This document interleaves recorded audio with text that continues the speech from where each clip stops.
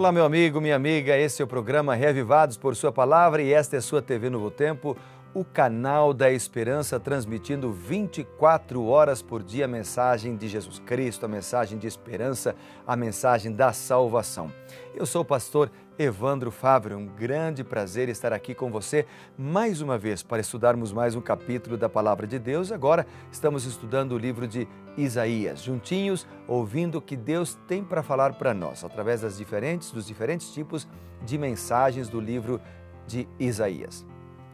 Eu quero também aproveitar para chamar você a sua atenção para o canal do YouTube, youtube.com/reavivados por Sua Palavra NT, é onde está a nossa mensagem na internet. Vai lá, siga a gente, curta e se inscreva no canal. Tenho certeza de que você gostará, você vai receber a mensagem todos os dias, esse comentário que fazemos aqui todos os dias, e será um prazer falar com você através da internet. Tudo bem? E se você já nos vê pela internet, receba o nosso abraço. Quero dizer para você assim, eu oro por você todos os dias. Claro, obviamente eu não sei o nome de todos, mas eu tenho orado por aqueles que nos acompanham, por você que nos acompanha pela internet, pela TV Novo Tempo, para você que é nosso seguidor no Twitter, no Facebook ou no Instagram. Eu tenho orado por você, para que Deus te abençoe tua família, cuide da tua saúde, para que Deus cuide do teu lar. E eu aproveito para dizer o seguinte, ore por mim também, ore por minha família. Assim ambos, um orando pelo outro, haverá grande poder, quando há uma corrente de oração. Tudo bem? Falando em oração, vamos orar juntos, pedindo a iluminação do Senhor para o capítulo de hoje da Palavra de Deus? Bondoso Deus e Pai, louvado seja Teu nome, porque vamos estudar agora a Tua Palavra. Peço que o Senhor nos guarde mais uma vez e nos dê a Sua sabedoria para entendermos a Bíblia. Em nome de Jesus, amém. Vamos lá, juntos então, abrindo a Bíblia, Isaías capítulo 16.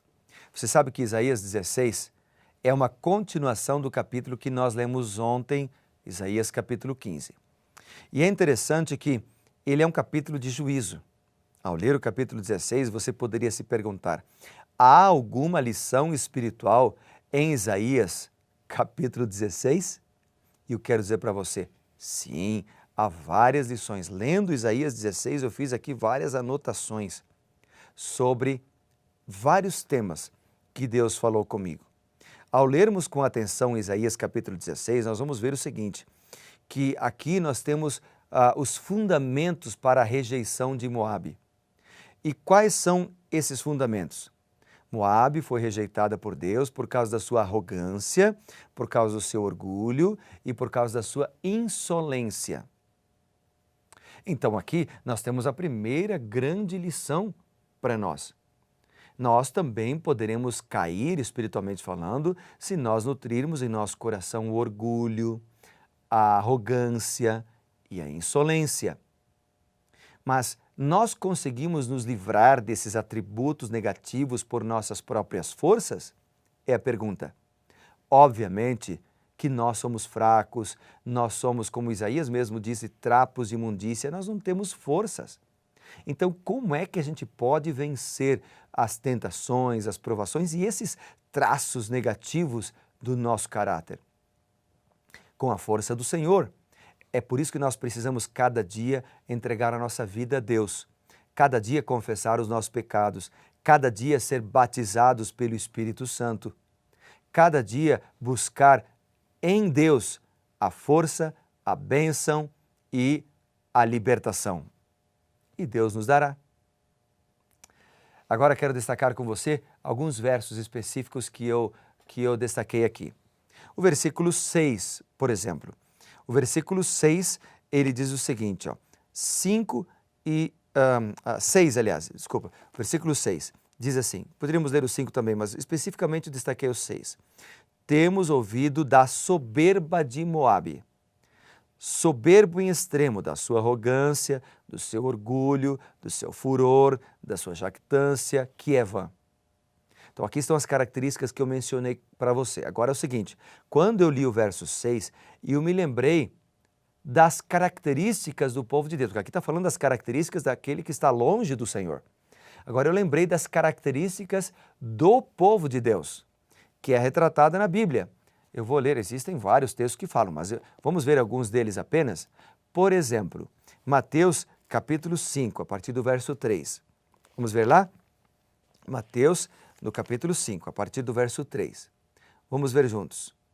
A Bíblia diz assim, ó: Bem-aventurados os humildes espíritos, porque deles é o reino dos céus. Então aqui já é uma outra característica, os humildes de espírito. Ainda diz o seguinte a Bíblia, são palavras de Jesus: Bem-aventurados os que choram, porque serão consolados. Bem-aventurados os mansos, porque herdarão a terra. Contrário, exatamente o contrário das características de Moabe, relatadas ali em Isaías 16. Bem-aventurados os que têm fome e sede de justiça, porque serão fartos. Bem-aventurados os misericordiosos, porque alcançarão misericórdia. Bem-aventurados os limpos de coração, porque verão a Deus. Bem-aventurados os pacificadores, porque serão chamados filhos de Deus. Percebe? É um contraste das características de Moabe com as características que Jesus disse que nós deveríamos desenvolver. Agora, quando nós vamos para 1 Coríntios 13, por exemplo, que é o capítulo do amor, em 1 Coríntios capítulo 13, ao falar do amor, também nós estamos lendo sobre as características dos filhos de Deus, que obviamente devem refletir o amor de Deus para com as outras pessoas.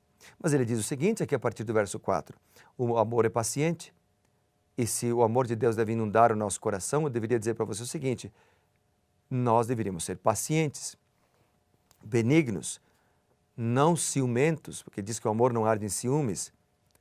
Também diz aqui que o amor não se ufana e nem se ensoberbece. Percebe que Moabe, ela foi condenada por causa do seu orgulho, e diz aqui que o Filho de Deus não se ensoberbece, não se orgulha, não se conduz inconvenientemente, não procura os seus próprios interesses. Aliás, quando Jesus fala do resumo da lei, lá em Mateus capítulo 22, por exemplo, ele diz: amarás o Senhor teu Deus de todo o teu coração, de todas as tuas forças, de toda a tua alma. E depois ele diz: amarás o teu próximo como a ti mesmo. Primeiro eu amo a Deus, depois eu amo ao próximo e depois a mim mesmo. Eu estou em terceiro lugar. Mais importante a Deus, depois o meu próximo, o próximo mais próximo de mim, que é a família, e depois eu penso em mim. Isso chama-se também de altruísmo, colocar-se no lugar da outra pessoa. Mas não é isso que se passa com Moabe. Quando nós voltamos lá para Isaías capítulo 16 e abrimos então ali a Bíblia, nós vemos que Moabe era arrogante, era orgulhosa, tinha jactância, né? Então, Moabe foi condenada por causa desses atributos. Continuando, outro versículo que eu destaquei aqui, por exemplo, está no versículo 14. Fala do jornaleiro, no versículo 14, diz assim, ó: agora, porém, o Senhor fala e diz: dentro de 3 anos, como os de jornaleiros, será envelhecida, agora sim, a glória de Moabe, com toda a sua grande multidão. Mas eu quero destacar aqui a palavra jornaleiro. Por quê? Eu até notei aqui, os jornaleiros eram os trabalhadores, né? Vamos usar a palavra os obreiros, os funcionários, os servos. Então, eles recebiam o seu salário de acordo com aquilo que eles faziam, ou seja, como resultado do seu trabalho. Quando Moabe é comparado aqui com os jornaleiros, o que Deus está dizendo aqui é o seguinte, é que Moabe receberá de acordo com aquilo que ela fez. Ou seja, como resultado das suas más ações. Então, o que Deus está apresentando aqui é que nós colhemos aquilo que nós plantamos. Eu já falei isso aqui no programa Reavivados, porque isso também se repete várias vezes. A Bíblia enfatiza isso para que nós abramos os nossos olhos e a gente perceba a importância de tomar boas decisões, de fazer boas escolhas, a importância de sermos guiados pelo Espírito Santo de Deus para fazermos as decisões ou tomarmos as decisões certas. Que grande mensagem, não é mesmo? Num capítulo de juízo. Outra coisa que eu destaquei aqui, diz aqui no versículo 5, menciona o seguinte, no verso 5. Vamos ver aqui, onde está? Aqui. Diz assim: então um trono se firmará em benignidade. Eu notei aqui o seguinte, que Deus é benigno e mais, o profeta aponta para o Messias nesse verso aqui, Jesus Cristo, porque Ele é a esperança, Ele é a misericórdia, Ele traz paz e segurança, não crueldade. O Messias, Ele traz a esperança, Ele traz paz ao nosso coração. Por isso, o versículo 13 diz: esta é a palavra que o Senhor há muito tempo pronunciou em Moabe. Ou seja, Deus pronuncia sua palavra, cabe a nós obedecermos, confiarmos e obedecermos. Como Moabe, nós podemos rejeitar a palavra de Deus, sermos orgulhosos, jactanciosos, arrogantes, ou podemos aceitar a mensagem da palavra de Deus, aceitar o trabalho, a obra do Messias em nosso favor, andar em seus caminhos e assim sermos salvos. Então eu destaquei aqui, escrevi a seguinte frase: o Senhor é o soberano da minha vida. Eu pergunto para mim mesmo. E eu pergunto para você, o Senhor, é soberano da tua vida? Ele é soberano da tua vida? Eu escrevi aqui também, Ele se alegra na salvação dos seus filhos. Mas é nós que decidimos ser guiados por Ele ou não. O que você escolherá? O que você decidirá hoje? Eu já fiz minha escolha. Eu e minha casa serviremos ao Senhor. E eu quero orar para que esta seja a tua escolha também. Vamos orar juntos por isso então, meu querido amigo, minha querida amiga. Então, apegue-se na palavra e entregue sua vida ao Senhor. Oremos. Bondoso Deus, muito obrigado, Pai, porque numa mensagem de juízo contra Moabe, nós encontramos mensagens de esperança. Esperança que transforma o nosso coração, que nos desafiam a sermos melhores seres humanos, mas para isso precisamos da Tua bênção, da Tua transformação diária. Ajuda-nos a orar sempre e entregar a nossa vida ao Senhor diariamente, pois oramos em nome do Senhor Jesus. Amém. Que Deus te abençoe, querido, Deus te abençoe, minha querida. Lembre-se, seja sempre reavivado pela palavra de Deus e você certamente será feliz.